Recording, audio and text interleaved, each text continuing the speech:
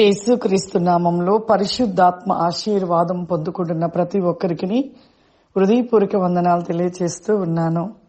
చాలా సంతోషము. ప్రతిరోజు కూడా మనము క్రమము తప్పకుండా దేవుని వాక్యాన్ని ధ్యానించుట, ప్రార్థించుకొనుట, పరిశుద్ధాత్మ ఆశీర్వాదం పొందుకొనుట ఎవ్వరు కూడా మర్చిపోవద్దు, మానవద్దు. ఈ రోజు ఈ ఉదయకాలము పరిశుద్ధాత్మ దేవుడు మనకిస్తూ ఉన్న వాగ్దానము విలాప వాక్యములు 5వ అధ్యాయము 1వ వచనము. యెహోవా మాకు కలిగిన శ్రమ జ్ఞాపకము చేసుకొనుము, దృష్టించు మా మీదికి వచ్చిన నింద ఎట్టిదో చూడుము. ఎంతో మంది కూడా ఎన్నో శ్రమలు, ఎన్నో నిందలు, అవమానాలు ఎన్నో వస్తూ ఉంటాయి మన జీవితంలో. కానీ కొద్దిమంది ఆ నిందలు భరించలేరు, ఆ శ్రమలు తట్టుకోలేరు. వాటిని భరించలేక వారు కూడా అన్నిల వలె ఇష్టం వచ్చినట్టుగా మాట్లాడుతూ ఉంటారు, ఇష్టం వచ్చినట్టుగా గొడవలు పడుతూ ఉంటారు. ఆ శ్రమలు భరించలేక దేవుని దూషిస్తూ ఉంటారు. ఆ విధంగా ఎంతో మంది కూడా శ్రమ తట్టుకోలేని స్థితిలో ఉంటూ శ్రమ, నిందలు, అవమానాలు భరించలేక వారు దేవునికి దూరమైపోతూ ఉన్నారు. సాతానుడి పని అది. ఒక మనిషికి శ్రమ కలిగించినప్పుడు ఆ శ్రమ తట్టుకోలేకపోవటం బట్టి వారు దేవునికి దూరం అవుతూ ఉంటారని అధికమైన శ్రమలు కలగజేస్తూ ఉంటాడు. యోబు విషయంలో కూడా అలాగే చేశాడు కదా.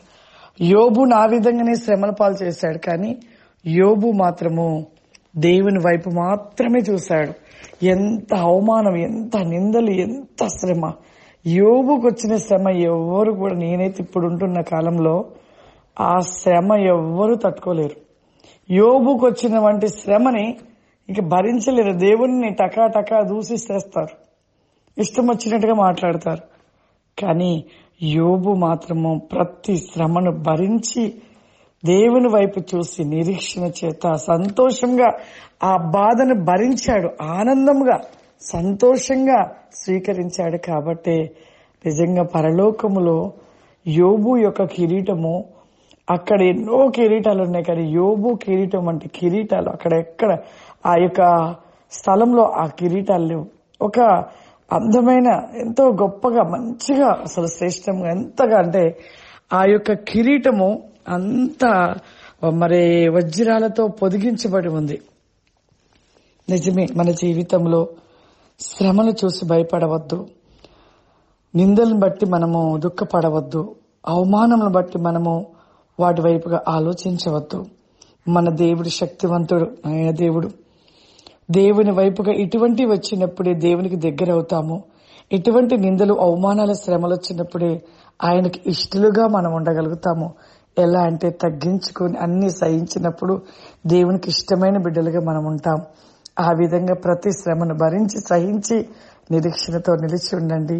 దేవుడు ఆశీర్వాదాన్ని యోబుకి ఇచ్చినట్లుగా మీకు అట్టి ఆశీర్వాదాన్ని దేవుడు అనుగ్రహిస్తాడు. ప్రార్థన చేసుకుందాం. సర్వశక్తివంతుడా, దయగల తండ్రి, గొప్ప దేవా, పరిశుద్ధాత్ముడా, ఏ దినము ప్రభా, ఏ బిడ్డలైతే ప్రభా పరిశుద్ధాత్మ ఆశీర్వాదాన్ని పొందుకుంటూ ఎవరైతే ఈ యొక్క ప్రోగ్రాం చూస్తూ ఉన్నారో, చూస్తున్న ప్రతి బిడ్డని కూడా మీరు దీవించండి నాయన, ఆశీర్వదించండి ప్రభా.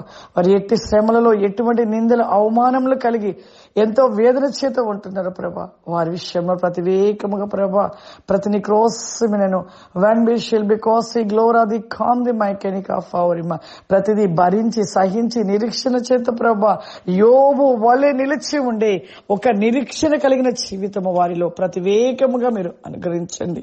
Vision not the my holy spirit the block any ఫవరిమా, అత్యధికమైన శక్తి చేత నింపండి.